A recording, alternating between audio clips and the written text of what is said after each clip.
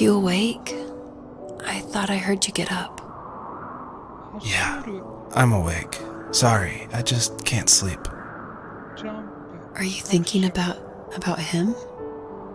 Yeah, a bit. You should get back to sleep, my love. I'm fine. No, it's okay. What else is on your mind? I don't know. It seems weird, but I had one of the most vivid dreams of my life. I saw a fox on a snowy mountain, just looking confused and worried. Those eyes. I can't get those eyes out of my head. She was running in the windy snow, looking for something. Do you think it has to do with you and what's been going on? I don't know.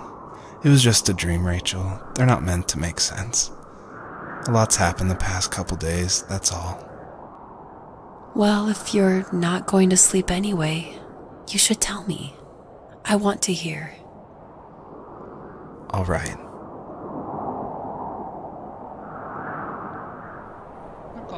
So, not far from her home, she followed that path to something unexpected. She couldn't stay, though. She had to find her other 2 children. So she took that path.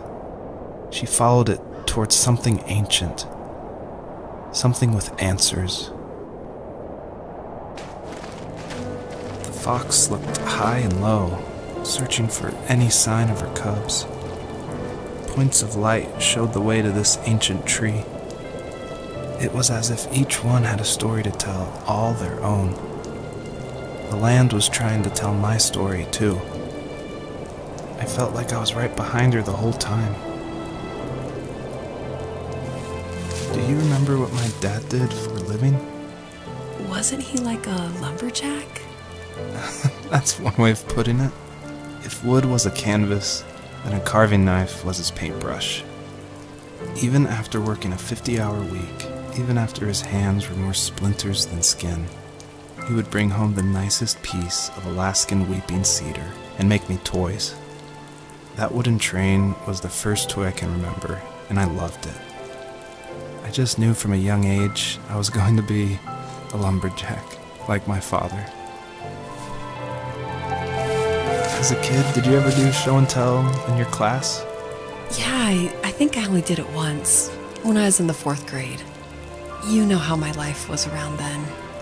I wanted to show my class what helped pass the time and distracted me, so I brought a dozen paper cranes I had made. I think I told everyone how badly I wanted to be a bird and fly, embarrassingly enough. Don't be embarrassed. Every kid wants to fly. For me, it was another toy from my dad, a wooden boat. I remember guarding it so carefully in my hands as I walked into class. When I sat down, a group of boys immediately made fun of it. They asked which trash can I found it in, or why an ugly log was my favorite toy.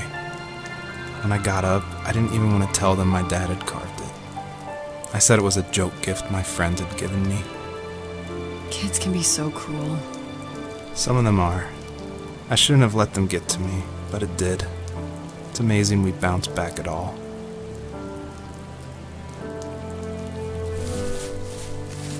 The older I got, the more I withdrew. I asked myself, why talk to anybody anyway? Why bother when I'm happy by myself? I started drawing a lot, mostly animals I saw in the woods by my home. I then imagined designing my own hideouts with things like TVs and pantries full of chips and cookies. I think that idea of leaving home and drawing blueprints started my career. I found a lot of solace in that. I'm not surprised, but I did the same thing, you know? There's something special about having a place to call your own. And now look at us. Well, if you count renting in an overpriced city. It's as close as we can get for now. Usually those kids would leave me alone, but somehow they could tell I was different. They made fun of how far away I lived. They called my dad a sourdough. I was a blabbermouth as a kid, telling my dad stories I made up for hours. But after that show and tell, I didn't tell him much anymore. He didn't know exactly what was wrong, but his best guess was that the toys he carved weren't cool enough. He carved me a tank and tried to tell me what it was like to be in a real tank as a serviceman. I didn't know your dad was in the military. Yeah, in the army. The sad thing is that I'd pretty much forgotten until just now. There's so much I still don't know about him. I'm sorry. He knows how much you love him. You're going to see him again soon and have some closure, I'm sure. My teenage years were full of sketching, angst, and trouble. I wasn't popular or unpopular. Maybe just forgettable. I guess that gave me a sense of freedom, so I hung out with crazy kids, doing crazy things, even though I mostly just watched the chaos ensue. We did it all. Put fireworks in mailboxes, hide roadkill in people's garages, break windows of the barber shop in Anchorage. My dad was furious, but he was so busy working he couldn't do much to stop me from going out. I think being an adult means there's no one to stop you making hard decisions. He had to make a living, and he couldn't be in two places at once. Yeah, I realize that now. But at the time, I was sure he was more interested in growing his business than what was going on with me.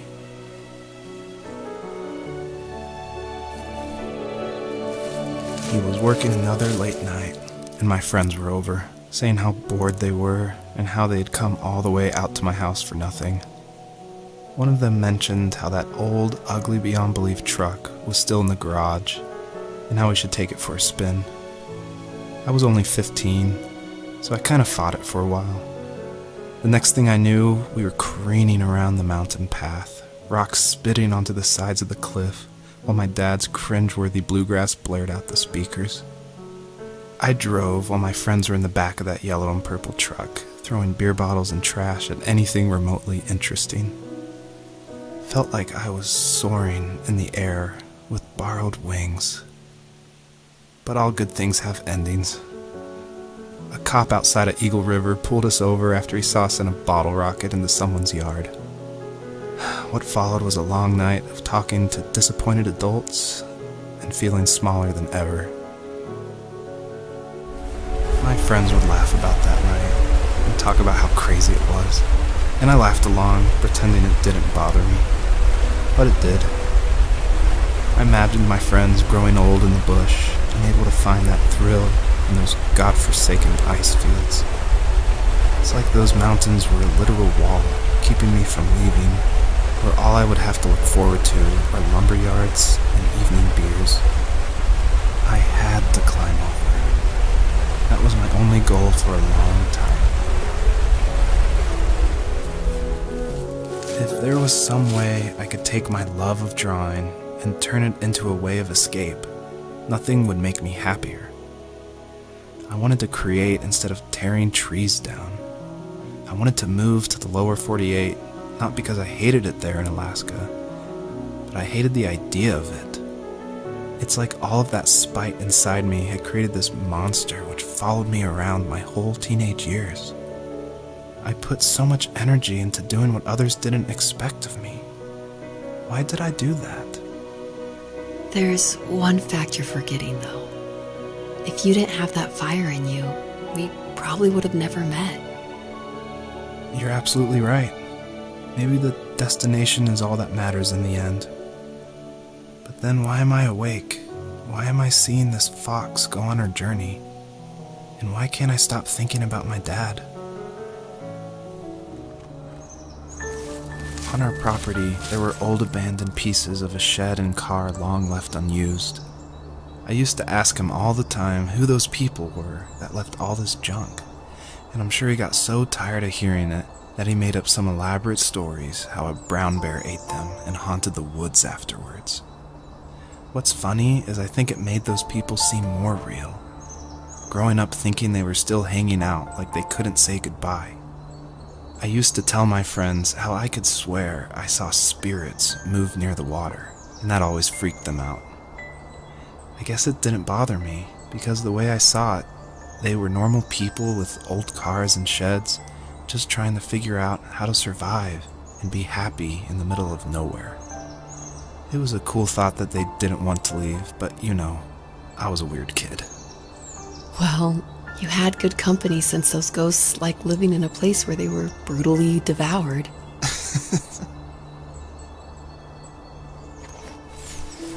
Even at my most distant, at the times when I detested him the most, he kept reaching out. For a year straight, he asked me every week when we were going camping. I thought he was just dense. Eventually, to shut him up, I agreed. We carried out the worn lawn chairs from the garage and set up a cinder block campfire at the site we'd always used behind the house. We walked down the mountain path, talking in the warm sunshine we only got a couple months of the year. Those 3 obsidian rocks shimmered alongside the shore, almost like sparklers pressed against a dark window. I'll never forget that wet stone on my feet, or how those massive mountains looked even bigger in the lake's reflection. I felt small, but grateful. As the sun set, my dad found something I hadn't seen for a long time. The tree where I'd made my first carving when I was 6. I hadn't even carved it. My dad had helped me, but I still called it my tree. Something about seeing my name there made me open up, and we talked about everything that night in that old camouflage tent. I told him how much I loved sketching and design, and how it would be a dream to study architecture in Seattle. I told him how I didn't get along with my friends much anymore, but that I didn't mind being alone. He told me he was there for me, and he joked that if all he had to do was write my name on a tree to finally get me to talk, he would have left me carved logs with novels on them in front of my room every morning. I don't know why it took me that long to realize it, but it was then I knew how much he had sacrificed for me. My dad built a lot of stuff in his free time. If he wasn't watching fly fishing or reading Tom Clancy novels, he was carving something. He made tons of birdhouses. Not that he was into bird watching, but I think he really missed working and adding on to the home. If he couldn't afford the time to build onto our own house, he would have to settle with watching birds move into their little homes. We kept an old mattress in the bed of that ugly yellow truck, so we would drive it deep into the woods and then watch the birds fly into their houses while the sun set. Usually it was accompanied by venison jerky or a cold Coke, but not a lot of talking, which is how we both liked it. We were happiest underneath the evergreens. We decided it was time to finally map out the hundreds of acres we lived on just to pass the time during the summer. He was only free in the evenings, so I would spend the day wasting time on dial-up internet and sketching, and then we would rush into the woods, pen and map in hand, before evening fell. Sometimes, the aurora borealis would cast a cold green glow on the mountainside, and we would finish our route underneath a twilight sky. Sometimes I was lonely during those summer days, but there was comfort in the routine. A lot of teenagers aren't looking for the daily grind, though. There's nothing wrong with wanting to get out, to leave your childhood home. You wanted to progress, to make something of yourself. Yeah, you're right. That house. I'm sure it's the same as how I left it. But then why does it feel so different? I doubt you're the only adult to have looked back and asked that question.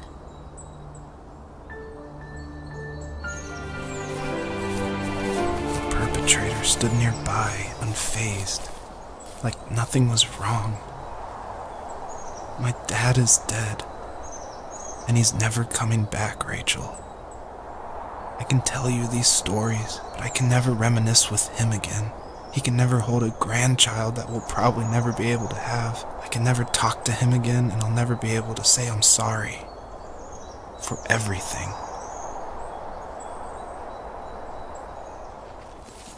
I need to go to bed. I just can't talk about this anymore. Good night. Joseph, you can't go to sleep feeling like this. I'm sorry for everything, and I know you need space, but I'm here for you. You don't need to feel so lost. Joseph, have I ever told you what my mother was like? You know what it's like not to have a mom at home.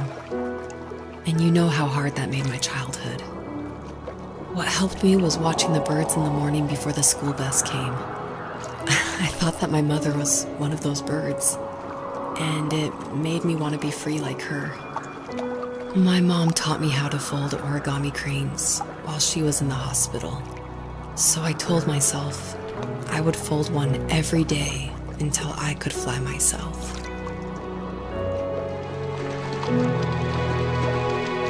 I think we both have always loved animals, and for me that love started with a dog. Sometimes this Rottweiler would come up to our property line and wait at the fence for me, but only once in a while. I was sure to check every day immediately after school, and it usually ended in disappointment. I would even steal money from my passed-out dad just so I could buy these off-brand dog biscuits. Even when she did stop by, she never went beyond the fence. Why was she so scared? I think my dad was the opposite of your dad in almost every way, except he was in the military as well. He coped with alcohol of every kind. The trailer started falling apart, he got angry, and I withdrew. More and more I became the weird, quiet kid who made lots of origami birds and carried dog biscuits around. I think we were pretty similar when it came to being the weird kids. And that same sincerity in college was one of the reasons I was so drawn to you. Life got worse and worse, and at one point, I really didn't think I could survive another day with my soul still intact. I had no real friends, let alone neighbors, since we lived in the middle of nowhere. I should have talked to my teacher, but I was scared what he would do if he found out. As I waited for the school bus one morning, I walked around until I found something in an abandoned shed. Something I can't put into words. I summoned courage I didn't know I had, and I broke into my dad's room and found the key to the shed where he had locked my bike. I'll never forget that feeling of the wind rushing by my ears as the sun rose over fields of wheat. I was flying for the first time. I biked as far as my legs could take me until I found a house that felt friendly, and that felt like home. Those strangers helped me in so many ways. And if it wasn't for them, I wouldn't have found my foster family. And if it wasn't for my parents, I wouldn't have met you. You have strength, Joseph, and you're not as alone as you think. It's all just so pointless. Just waiting for life to happen. It's like having the home I always wanted is cursed out of my reach. The thought of being a parent myself. How could I do that when I couldn't even be a good son? I'm sorry. I know what you're saying. I just don't know how things will work out. These quiet hours will turn into years. We'll wonder which roads passed us by. Then we'll forge a new road together.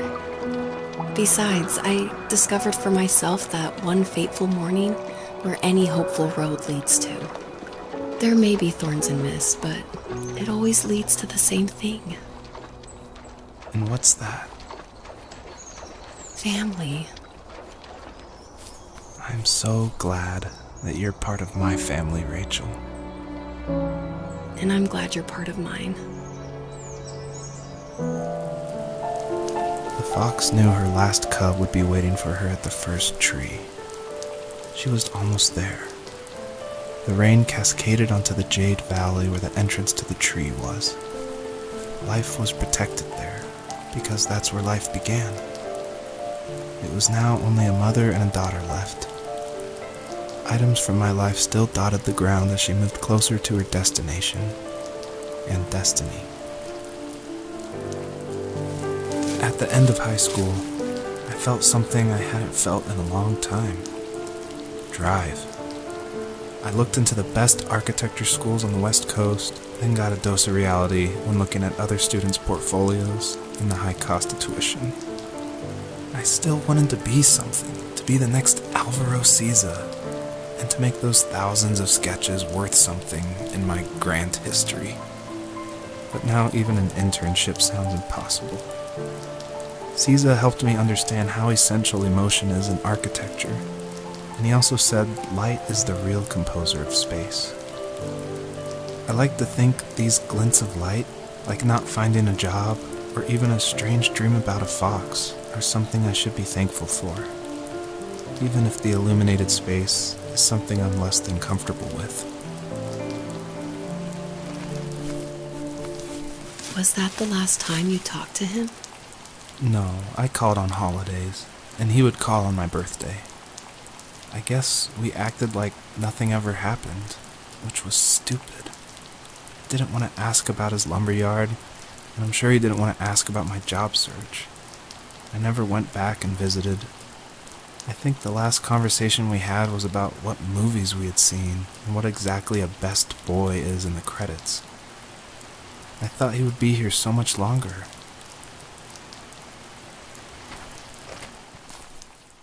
In the distance, the first tree illuminated the wasteland. She couldn't go home anymore. She did the only thing she was capable of. Moving forward. My dad died alone in the middle of the wilderness. I should have been talking to him more. I should have done a lot of things differently. If the first tree on earth brought life with it, if it taught the birds to sing and fly and showed saplings how to grow, what could it do for us?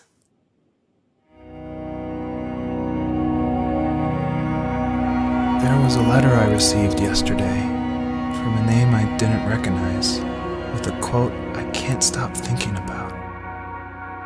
Death is not the opposite of life, but a part of it. More and more, I'm realizing one important truth. Each of us have our own journey to the first tree. But sometimes I'm not sure I'm ready to take that first step. You already have my love.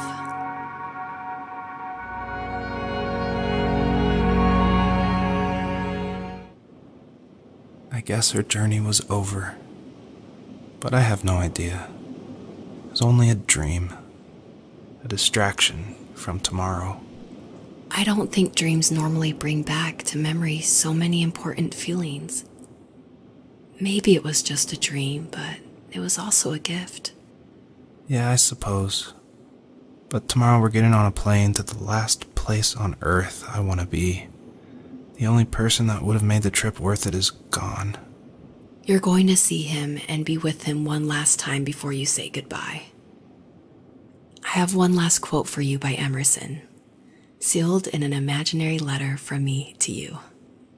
It is the secret of the world that all things subsist and do not die, but only retire a little from sight and afterward return again. Go to sleep, my love. We have a big day tomorrow, but I'll be there with you every step of the way. Thank you. Thanks for listening. Good night, Rachel. Good night, Joseph.